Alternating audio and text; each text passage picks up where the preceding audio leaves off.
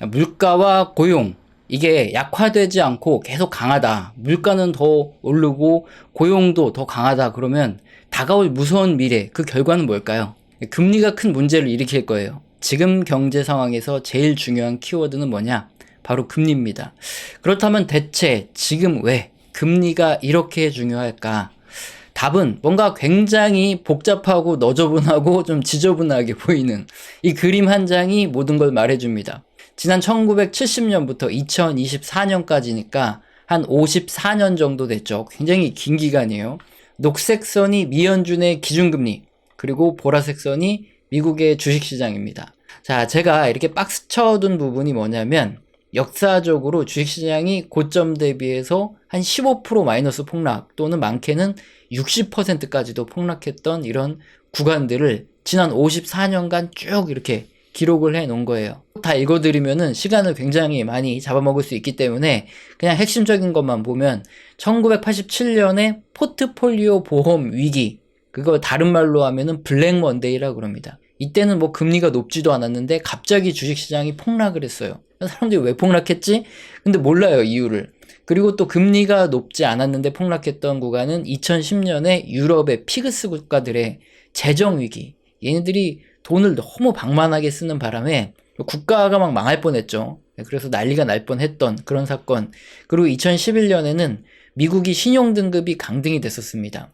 2008년 이후부터 돈 풀기를 어마어마하게 했는데 그거를 조금 줄이는 게 어떠냐 얘기가 나오자마자 또 부채 한도 협상은 매년 하잖아요.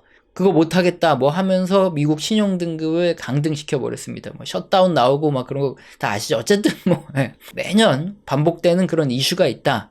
그냥 이렇게 알아두시면 되는데 어쨌든 이런 것들은 급작스럽게 터지는 사건입니다. 이거 뭐 대응도 못하게 터지는 사건인데 이런 것 때문에 주식시장이 폭락한 사례를 제외하면 나머지 모든 이렇게 폭락했던 구간들에서는 기준금리가 인상한 다음에 발생을 했다는 거예요. 그리고 금리가 이렇게 높았을 때 주식시장의 하락은 고점 대비 거의 반토막이 날 정도로, 이게 회색 선으로 아래로 내리 꽂은 거 있죠.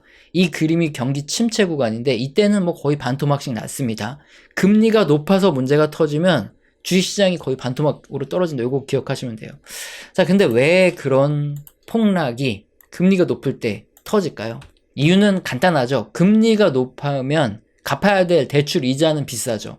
근데 또 금리가 높아지면 부동산 등 특히 자산 가격이 떨어집니다. 그러면 경제 어느 부분에서 돈을 못 갚는 디폴트가 발생을 하죠. 경제 어느 부분이라 그러면 개인도 있을 수 있고 기업도 있을 수 있고 뭐 사회 전반적인 부분에서 문제가 터질 수 있는 겁니다. 소비자 연체율 지금 보여드리고 있는데 경기 침체 전, 그리고 금리가 이렇게 인상되는 구간마다 보면 소비자의 대출 연체율이 점점 높아지죠. 금리가 오르면 못 갚는 애들이 꼭 생긴다는 거예요. 과소비를 했었기 때문에. 자, 요런 차트 보면, 자, 그러면은 몇 퍼센트 정도에서 연체율이 높아지면 경기 침체가 터집니까? 이런 질문이 많은데 그 원인이 각각 다 다르기 때문에 뭐 정확하게 몇 퍼센트에 간다 그러면 뭐 폭락이 오고 그런 건 없어요. 그러니까 금리가 높아지면 연체율이 같이 올라가는데 이게 연체율이 올라가는 어느 시점엔 항상 이렇게 폭락이 찾아오더라, 이런 거밖에 없습니다. 사건이 언제 터질지 모르겠다. 이게 제일 중요한 문제죠.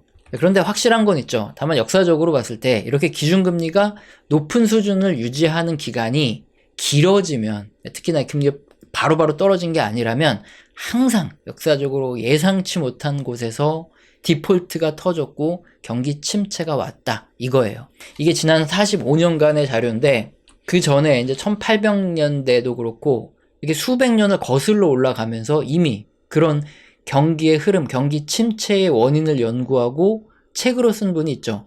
앙드레 코스톨라니, 그 형님인데 달걀 이론 많이 들어보셨을 거예요. 여기에서 가장 중요하게 작용하는 게 금리입니다. 당시에는 금리가 10%는 그냥 너끈하게 올라가던 시절이었기 때문에 이 그림 보시면 한 10% 정도 금리가 올라가면 주식을 무조건 매도해야 된다, 뭐 이렇게 써 있죠. 뭐 그때와 지금은 틀리기 때문에 뭐 지금도 똑같이 금리 10% 올라갈 거다 이렇게 기대할 수는 없을 것 같아요. 그 정도 오르면 다 죽어나겠죠. 어쨌든 근데 지금도 금리가 굉장히 높은 수준입니다. 대출이 많기 때문에 금리가 조금만 올라가도 굉장히 큰 부담이 돼요. 그래서 항상 금리가 높으면 과거 1800년도에도 그렇고 역사적으로 봤더니 항상 거의 문제가 터지더라. 뭐에서 터지는지 모르지만. 그렇기 때문에 그땐 주식을 좀 매도하고 기다렸다가 다시 금리가 내려가서 유동성 장세가 터진다. 그럼 그때 주식을 매수하라는 게 이 코스톨라니 형님의 달걀 이론의 핵심이에요. 1800년대부터 1900년대 자기가 살았던 시기까지의 경기 침체를 다 연구해 봤더니 금리가 가장 결정적인 역할을 하더라. 이게 가장 크다는 겁니다. 근데 지금은 미연준의 기준금리가 5.5%에서 계속 동결이 되고 있어요. 떨어지지 않고 있습니다. 올해 미국의 대선이 있죠. 바이든 형님이나 미연준의 파월 형님, 이 두 분은 기준금리가 인하되기를 좀 바라고 있는 것 같아요. 그런데 기준금리 결정은 뭐 바이든이나 파월이 독단적으로 하지 않죠. FOMC 위원 12명이 있는데 얘네들이 투표를 해서 결정을 합니다. 근데 12명 중에 경제학자가 아닌 사람이 한 명 있어요. 누구게요? 바로 파월 의장입니다. 그 사람 빼고는 나머지는 다 경제학자예요. 근데 이제 경제학을 오래 하고 실무에 오래 있던 사람들은 소신이라는 게 생겨요. 그게 좀 강해지니까 딴 사람들이 보면 이거 꼰대다 이렇게 얘기하는 건데, 특히 FOMC에서 있는 이 11명의 파월을 제외한 이 경제학자들은 굉장히 프라이드가 강합니다. 고집이 센 놈들이라서 특히 얘네들은 FOMC는 과거처럼 정치에 휘둘리면 안 된다, 이런 아주 뭐 강력한 이런 주장을 가지고 있는 사람들이에요. 2021년에 뭐 정치권에서는 금리를 조금 빨리 인상을 해야 되지 않냐 이런 얘기가 있었지만 아니다. 우리는 정치권 따위는 안중에도 없다. 인플레이션은 이제 일시적이다 하면서 금리를 늦게 올렸죠. 그러다가 단체로 틀리는 바람에 굉장히 욕을 먹었어요. 지금까지도 욕을 먹고 있습니다. 원망을 듣고 있기 때문에 요즘에 계속 하는 얘기가 뭐냐. 지들 맘대로 기준금리 결정 안 하겠다. 발표되는 물가 관련 경제지표 보고 우리가 아주 신중하게 결정하겠다. 이런 방침을 강조하고 있는 애들이 지금 FOMC에 파월을 제외한, 파월은 이제 정치적인 인물이죠. 그래서 바이든이 당선돼야 되니까 자꾸 기준금리를 내린다는 이런 헛소리를 짓거리고 계신 이런 분이고, 나머지 11명의 이제 경제학자들은 경제지표를 보고 하겠다. 그래서 꼭 파월이 금리가 내려갈 것 같습니다. 뭐 이런 헛소리를 인터뷰하고 나면 그 다음에 FOMC 위원들이 와서 아니 금리 안 내릴 거예요. 올릴 거예요. 아니면은 그냥 유지할 거예요. 뭐 이런 소리를 또 하죠. 자, 그리고 요번에 4월에 고용 관련 지표들이 발표가 됐는데 여기서도 앞으로 기준금리가 인하되기는 좀 힘들겠다. 이런 경제 지표들이 관찰이 되고 있습니다. 미 연준 FOMC 위원들이 이거를 보고 있을 텐데 과연 이게 상식적인 사람들이면 금리 인하를 할까 싶은 이런 내용이 있어서 소개를 시켜드릴게요. 급여를 받고 있는 근로자 수가 미국에 약 1억 5,800만 명이다. 이렇게 4월에 발표가 됐어요. 우선 뭐 장기 차트를 쭉 보면 아시겠지만 비농업 고용자 수 지표는 경기를 선행해서 경기 침체 전에 떨어집니까? 아니면은 경기 침체가 터지고 나면 그제서야 떨어집니까? 그제서야 떨어지는 후행 지표예요. 그래서 뭐 경기 침체가 온다 이런 것들은 예측을 할 수 없습니다. 후행하는 거니까. 근데 미래가 아닌 지금 당장 미국의 경제 상황을 어떻게 돌아가고 있다 평가하기는 아주 좋습니다. 왜냐? 급여를 받는 소득자 수가 쭉 늘어나고 있다 이 말은 일단 급여를 받는 노동자의 절대적인 수치가 증가하기 때문에 사람들의 주머니가 두둑해지고 있다. 그러니까 경제가 일단은 뜨거워질 수 있다. 소비를 좀 많이 할 수 있다. 이런 기본적인 전제가 되잖아요. 과거에 전월 대비 고용자 수가 몇 명씩 늘어났냐. 비농업 요 차트인데 2000년 이후에 호황 때, 뭐 불황 때는 뚝 떨어지지만 호황 때 전월 대비로 20만 명씩 평균적으로 고용자가 늘어났습니다. 그리고 2000년까지는 고용자 수가 뭐 거의 한 30만 명? 요 정도 이상씩은 호황 때 항상 늘어났어요. 자, 그런데 지금은 어떨까요? 지금 2024년 4월에는 전월비 비농업 고용자 수가 30만 3천 명으로 거의 1980년대, 90년대 수준으로 다시 쫙쫙 올라가고 있습니다. 자, 이 이유를 우리가 좀 생각을 해봐야 될 것 같아요. 지금 미국은 리쇼어링 정책이라 그래서 해외에 있는 생산기지를 미국으로 끌어들여서 미국 사람들을 이제 제조업에다가 노동을 시키려고 하고 있죠. 제조업의 노동 인구를 보시면 2001년에 중국이 WTO 여기에 가입을 하기 전까지 미국 내의 제조업 노동자들이 굉장히 많았어요.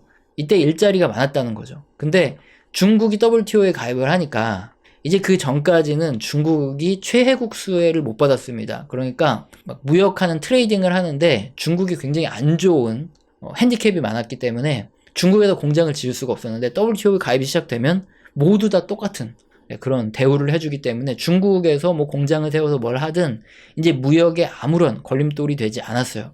그때부터 이제 2001년부터 중국이 세계의 공장에 노릇을 하게 됐는데 중국으로 공장이 싹 다 빠져나가니까 인건비가 워낙에 저렴해서 그러니까 미국의 제조업이 다 망한 겁니다. 미국 내의 제조업이. 그 공장이 다 중국으로 갔다. 이렇게 보시면 돼요. 그래서 지금 미국 제조업 노동자 수가 이렇게 급감을 한 겁니다. 자, 그런데 2008년 금융위기가 끝나고 나서 이제 오바마 때부터 해서 지금 이제 정치인들이 다 리쇼링 정책을 펼치고 있죠.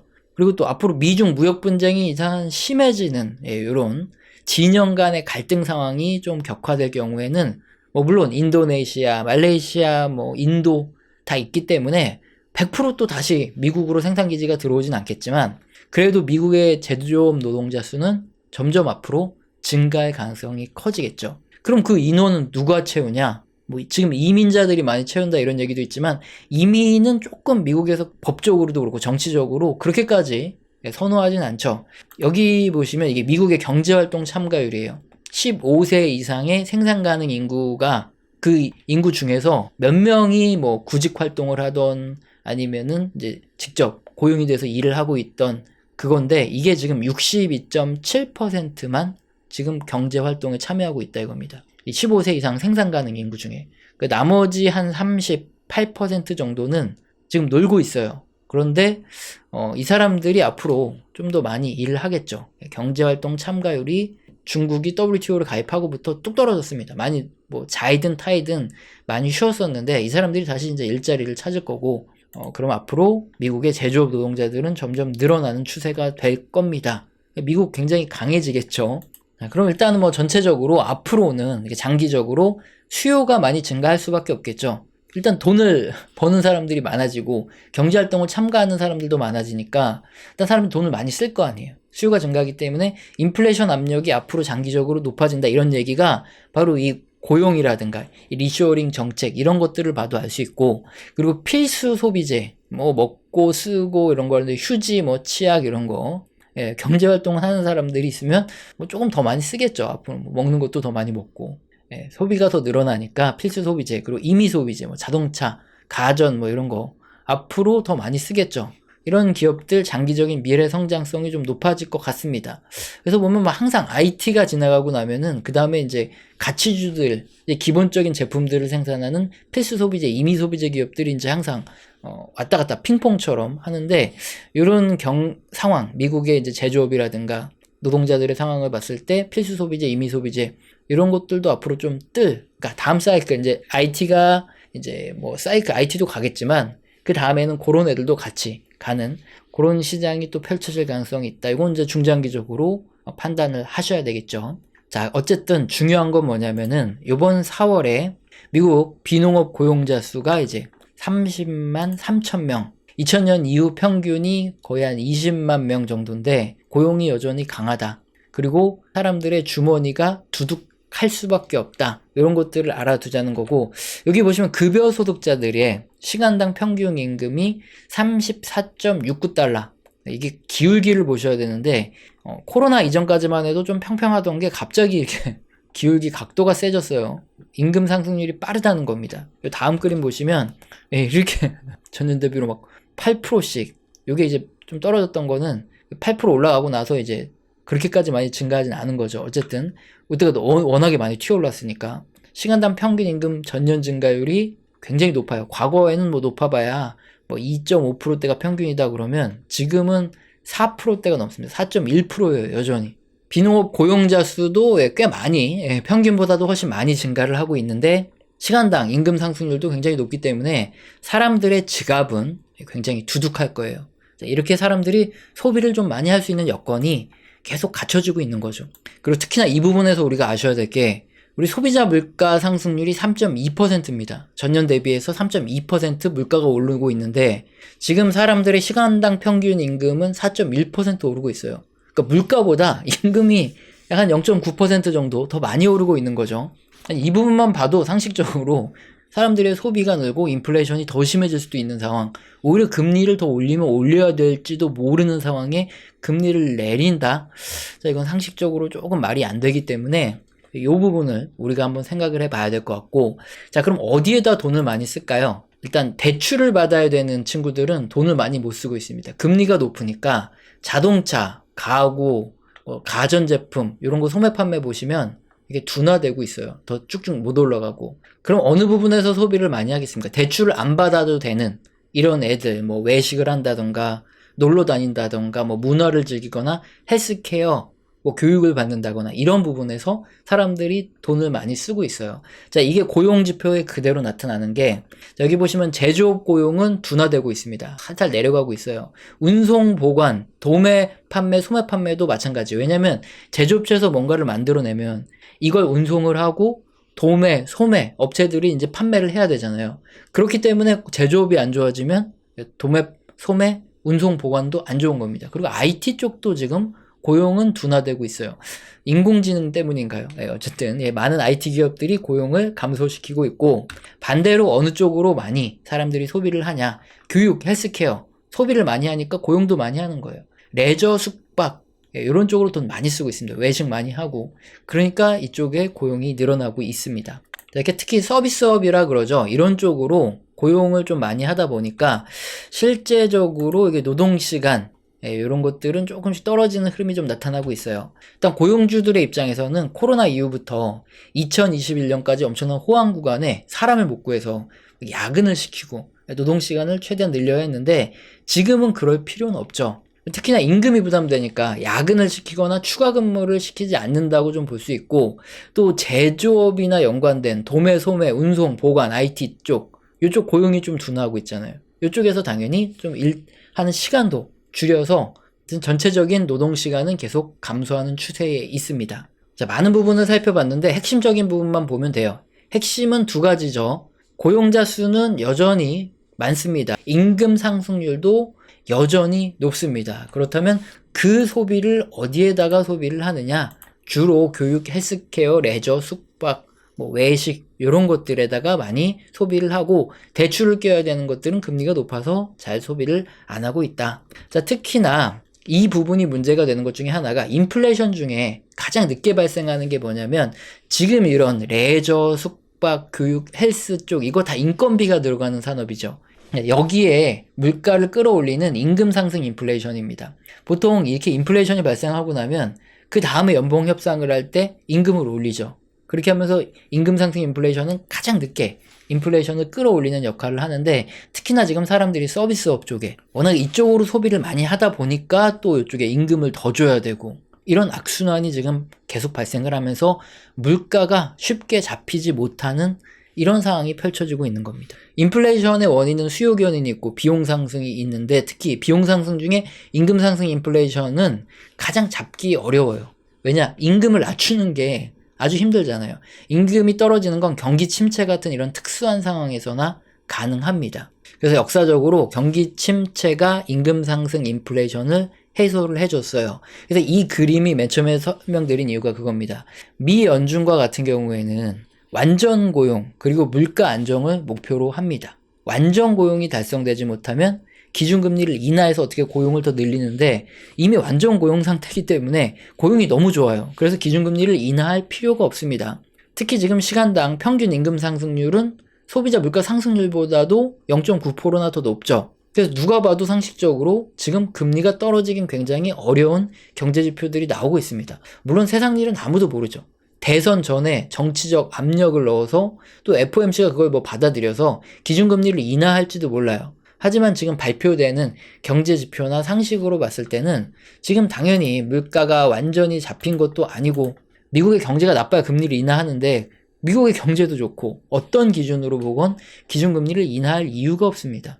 그래서 이런 경제 상황만을 봤을 때 높은 기준금리가 당분간 유지될 가능성이 크죠. 그런데 뭐 역사적으로 고금리가 이렇게 오랜 기간 유지되면 항상 경제의 어느 부분이건 사건이 터졌다는 거죠. 근데 문제는 주식시장인데, 경기 침체가 터지기 전까지 주식시장이 가장 뜨겁게 아주 잘 타오릅니다. 잘 올라가죠. 다만 경기 침체가 언제 터질지 그건 아무도 맞출 수 없어요. 그래서 지금은 뭐 중장기 투자보다는 단기 트레이딩을 모두 다 하셔야 되는 시기라고 저는 봅니다. 그러니까 단기 트레이딩 하시는 분들은 손절도 잘하고 뭐 익절도 잘하고 충분히 위험에 잘 빠져나오실 수 있기 때문에 지금은 뭐 단기 트레이딩을 잘 하면서 혹시나 어떤 위험이 생기면 바로바로 빠져나오는 매매를 해야 되는데, 여전히 또 중장기로 투자하시는 경우에는 또 손절이 익숙하지 않단 말이죠. 그런 경우에는 포트폴리오에서 리스크 관리를 어느 정도 해 나가시는 게 맞다, 그렇게 보고요. 자, 일단 저 같은 사람들은 경제 지표를 쭉 보고 있기 때문에 주식시장이 앞으로 더 오르든 뭐 제가 맞추든 틀리든 뭐 욕을 먹든 안 먹든 그런 거에 신경을 쓰는 게 아니라 경제 지표에 근거한 객관적이고 합리적인 이야기를 여러분께 해드리는 게 맞아요. 그 댓글을 닫아두는 이유도 그렇죠. 이거 뭐 주식시장은 신이 아니면 맞출 수도 없고, 흐름도 우리가 합리적으로 예측을 했다고 해도 그거에 맞게 흘러가지 않을 때가 많아요. 그렇기 때문에 제가 객관적으로 소신있게 얘기를 해드리려면 맞았네, 틀렸네 이런 평가나 욕을 하는 거를 감수해야 되는데, 뭐 제가 굳이 감정 낭비하면서 그런 분들하고 다툼을 벌일 이유가 없기 때문에 댓글이 닫혀져 있는 겁니다. 그래서 저는 경제지표에 근거해서 항상 합리적이고 객관적으로 정석적인 말씀을 드릴 테니까 이거 보시고 참고하실 분들은 참고하시면 될 것 같습니다. 저는 영상 시청하시고 정말로 도움이 되셔서 정말 순수하게 후원을 해주시는 분들이 뭐 간헐적으로 계십니다. 후원해주신 분들께 감사합니다라고 말로만 그냥 떼었던 적이 있는데, 그러고 나서 도저히 인간의 도리가 아닌 것 같아서 제가 소통을 하고 있어요. 뭐 엄청 대단한 건 아니고 후원에 대한 리액션이다 보시면 됩니다. 거시경제에 대한 이야기, 그리고 각 산업의 또 사이클에 대한 이야기, 뭐 업황과 함께 이렇게 움직이는 뭐 종목에 대한 이야기 등 이런 것들을 주제로 소통을 하는 시간을 갖고 있어요. 방송에서 하기 힘든 이런 민감한 얘기도 나오고 하니까 후원을 주신 분들은 소통의 시간을 갖도록 하겠습니다.